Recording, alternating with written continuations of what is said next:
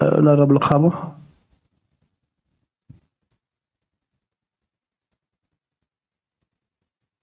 No, thank you very much, Chair. I'm not sure if you are able to protect me from the sound that is coming from the back, Chair. Can you also protect me from the honorable member next to me here, Chair? And Chair, let me appreciate the presentation and welcome all members of the panel who have managed to avail themselves. It's appreciated. It's also a demonstration of the respect for the rule of law. That one I thought I must indicate it first and foremost, because from where I'm sitting, those who did not come to this meeting, it's a clear demonstration for disrespecting the rule of law in its processes.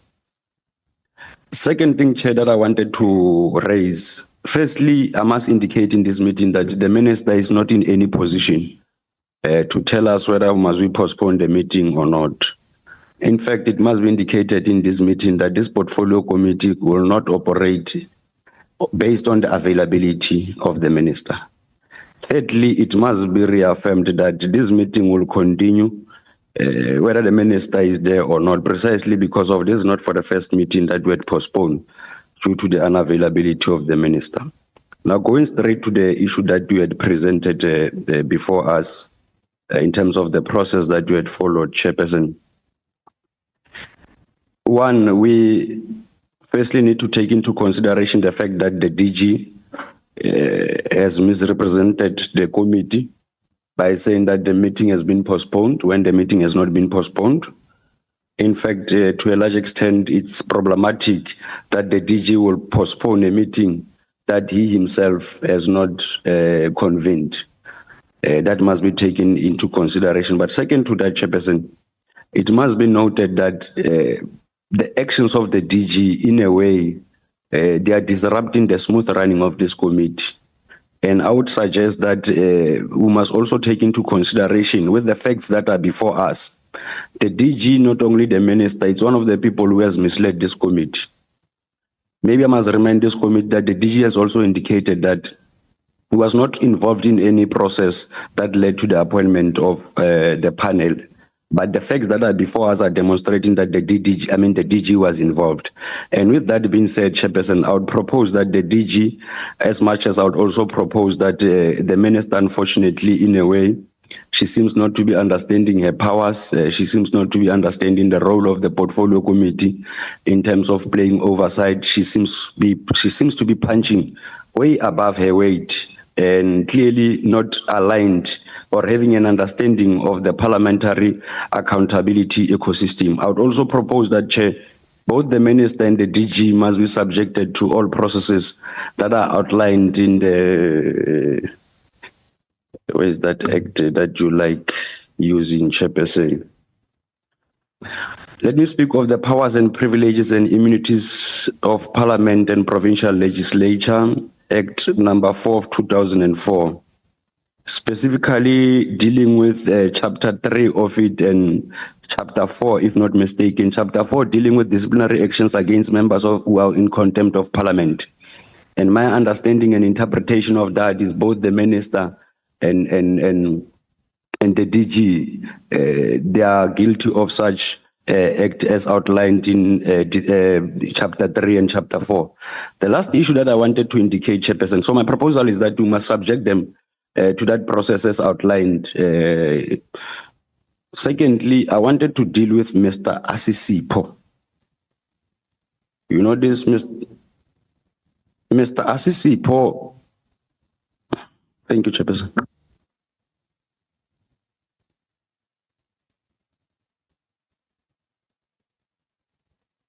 Khakhau. Karabo Chairperson, 3 things. 1, Minister Nkabana, or that which is problematic. You don't need to read hard as to what's going on here. It is very clear to see. My understanding is that TVET colleges are the delegation of DM Manamela, unless things have changed.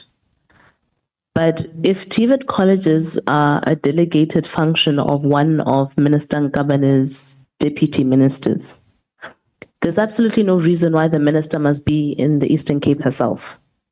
The same, because right now, 2 deputy ministers are sitting here who do not have any constitutional authority to appoint CETA board chairpersons, let alone convene a panel to advise them on that appointment. Essentially, we're sitting with 2 deputy ministers here who are not responsible for nothing, essentially unable to tell us anything that we need, because the person who's going to be able to tell us and who must be able to tell us what's going on is Minister Nkabane.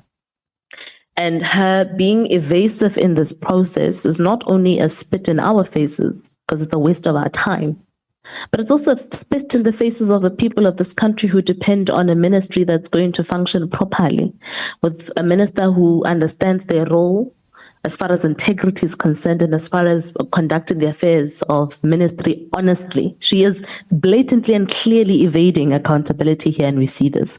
So that must be recorded, that this is something that is not acceptable.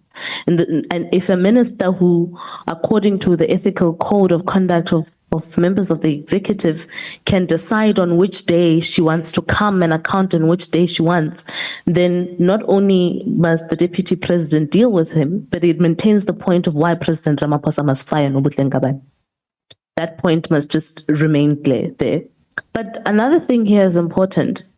As far as the letter that DGC she sent, the letter that was sent by the Director General, I'm sure that Mabuza Ngubane would have also received it. But he's here. So I'm struggling unless there's something I don't understand. If a DG sends a letter that goes to the entire department cancelling a meeting, and one of the staffers decides to follow the letter, then maybe Ntate Ngubane must now tell us how he is here and how Rulani Ngwenya is not here. And also, I don't take kindly to that letter either, because the people who invited her to this meeting are not her department. She wasn't coming here to account on departmental business, as is usually the agenda item that says the department must come and therefore this is the delegation. She was invited here on the basis of Minister Nkabane saying she sat on the panel. So the people that she was supposed to consult about whether the meeting is taking place or not is yourself and Anele Kabingez, and not Director Sish.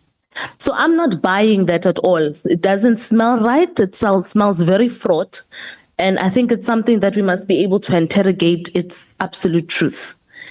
The bottom line still remains, in conclusion, Chairperson, that if Advocate Terumutau is able to be here, Ntate Mabuza Ngubane is able to be here today, the only person who, if indeed she's sick and she's dying in a hospital bed, unable to come here, would be the minister's chief of staff.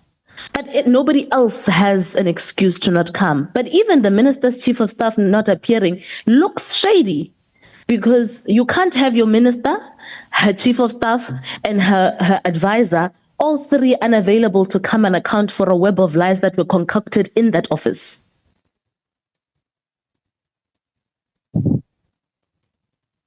Honorable van der Walt, when you come, the 2 colleagues have not assisted us.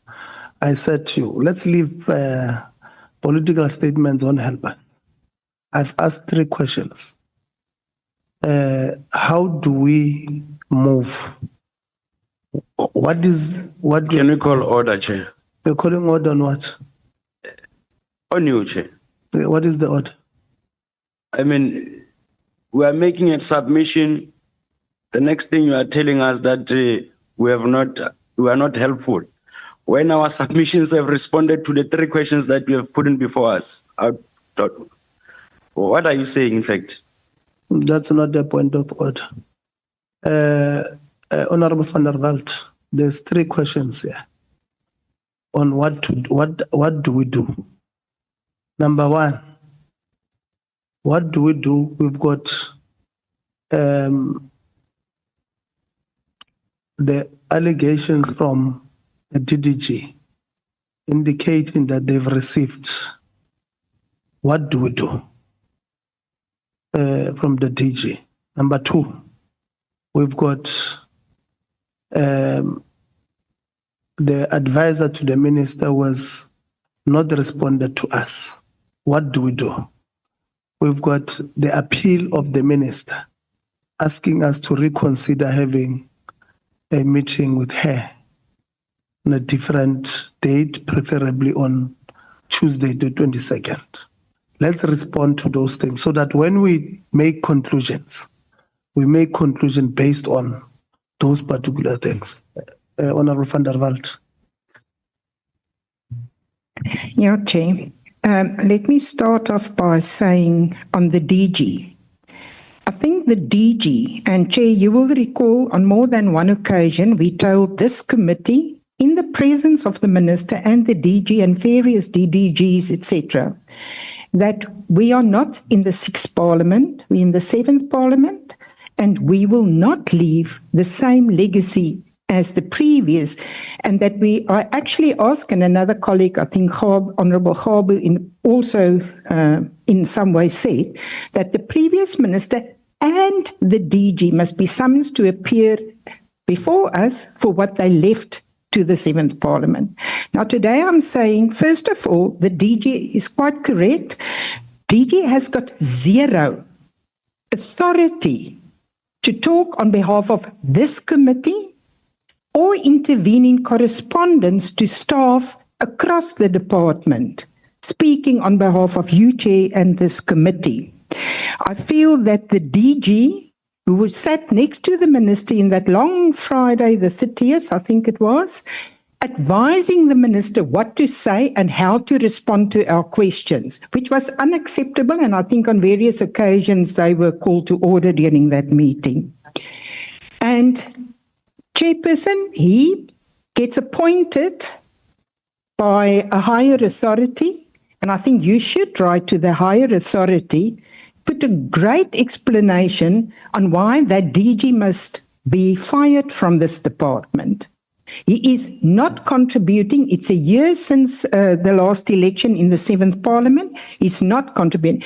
And may I add, on the instruction to staff not to appear and that meetings were cancelled, I want to emphasize that he should be made very aware that he or anybody else in his department should not intimidate that staffer or official to come and do as the committee summons, because quite correctly, this committee has got the authority to summons anybody to appear, and we don't want to see officials being intimidated.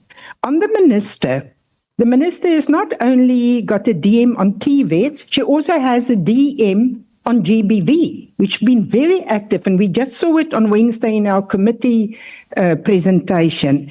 So I will never ever downplay GBV or our students for that matter, because we are here for them. But there are 2 DMs here in both what is affected on her apology that could have gone there. She's the one who should have sit here and not the 2 DMs. It's unacceptable. And she has to, Chair, she cannot go publicly like in the media again. She doesn't know about all these things about her and that she might be fired. She knows damn well. And she should be held account by the president who appointed her, and I think we must write to the president about the minister's behavior again. She's avoiding us because she's guilty. There's no other reason.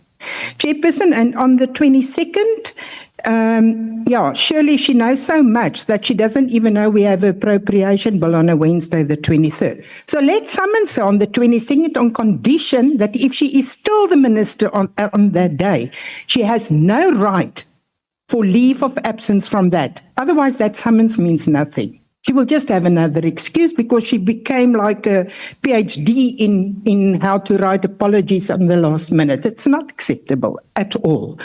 And with that, I hope I help you by saying summons her on condition. And I think that summons must go further than just her office. And the DG must come with her, not other officials who I must echo what colleagues have said. Thank you to those who did pitch. But if there's intimidation by the DG and others in this department, we'll get to them too. Thank you, Chair.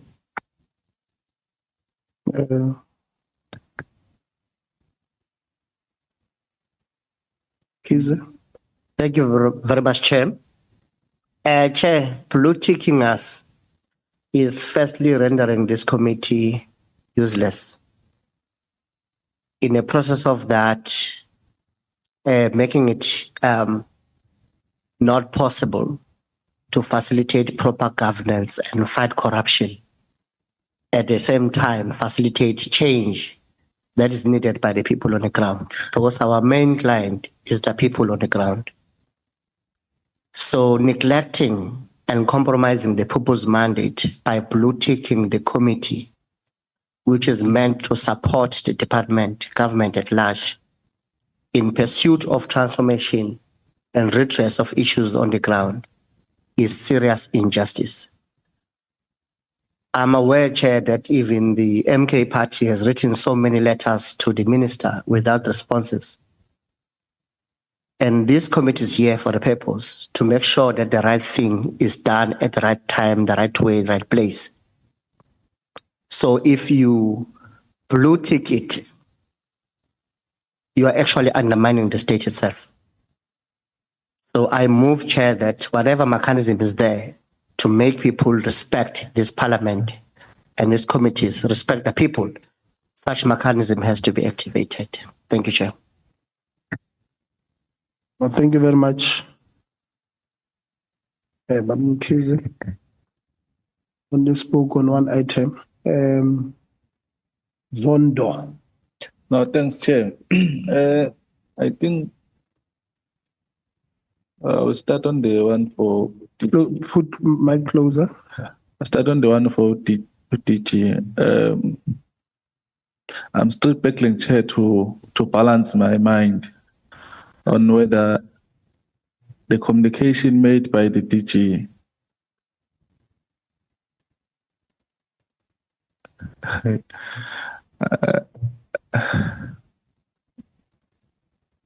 the communication made by the DG was officially so or something. Why I'm saying so? It's because we called someone straight, not via the department. And he get a notification to say there's no meeting now from the DG, whereas he was not invited by the DG. So that's why I'm saying I'm failing to balance in my mind to say, is the DG on the wrong side here? We'll look at that part that touches the DG. But in terms of the DG communicating that the meeting is not sitting, I think the recipient of that communication is the one who got a problem, because we are supposed to check with you, Chair, or Anele, you know. So on that one, I think the person who's playing with us here is the one who was receiving this communication. Okay. The issue of the minister, I will second Honorable to say, let's give it Tuesday. Why so? It's because it will be the last date that we are giving her as the committee, because now I don't know what she is trying to do, because you can't run forever. In fact, lies have short legs. That's why now we're here. And for me, Chair, I don't see, unless we'll say if we are continuing with this meeting, we are saying that we are holding a first half, then it's going to be a second half, because that will be it. Because we want all of them, so that we'll deal with this matter once and for all. You know, so I'm begging to say, if we are continuing with this meeting, we are saying we have a first half with not a complete team, because even the panel is not all here. It's another case that the minister decided not to come. So on the issue of the minister, I think let's give it Tuesday as a final day. If she fails to appear before the committee, then I don't know what is the next step, Chair, from us before the president. We'll take that route to say we are done. If he decides to keep the minister as the minister, she will account to the president alone. because she can't account to us. He proved that beyond reasonable doubt that she doesn't respect this committee. I don't know if he have to come and give us all a high five here to say that I don't respect you, but he done it. I think I've covered your 3 points. Which one is left? Oh, the one that is Bluetoothing you, Chair. No, I think, Chair, we need to set the tone. Whoever, what do you call this thing? So to take us for granted, we need to take legal actions, very serious. For everybody who, when they look at this committee or any other committees of parliament, people must respect committees of parliament. So we must take strong legal action against that person. Thank you, Chair.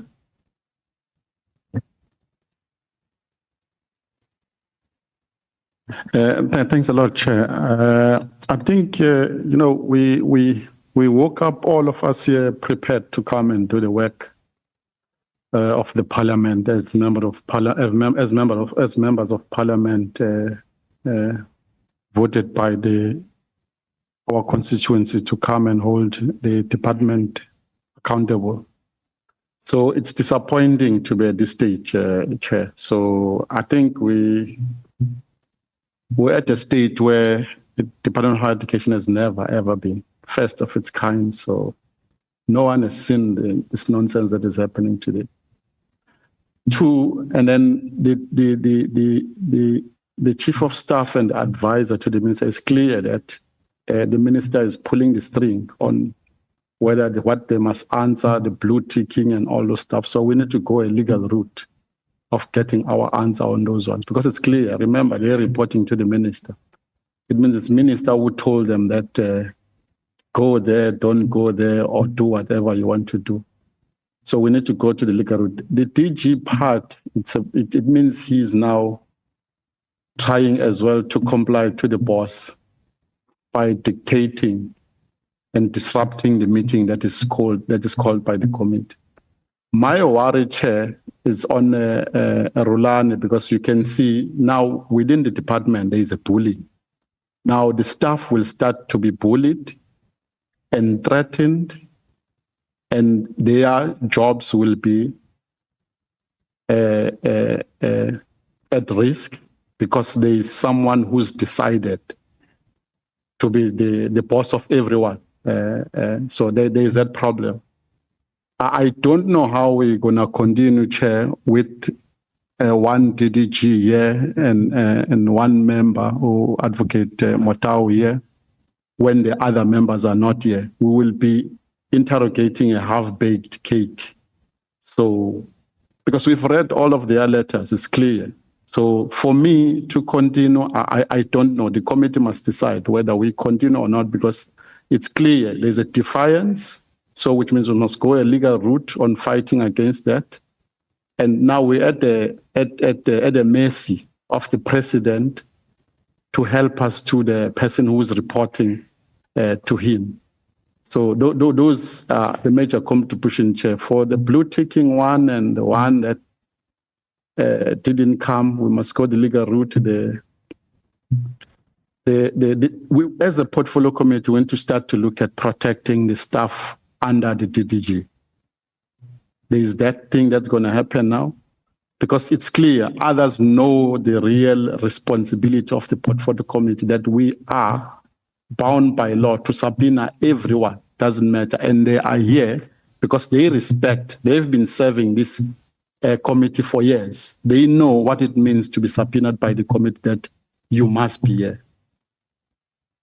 So I think that's what we need to do, Chair, in that nutshell. That's my contribution. Thanks.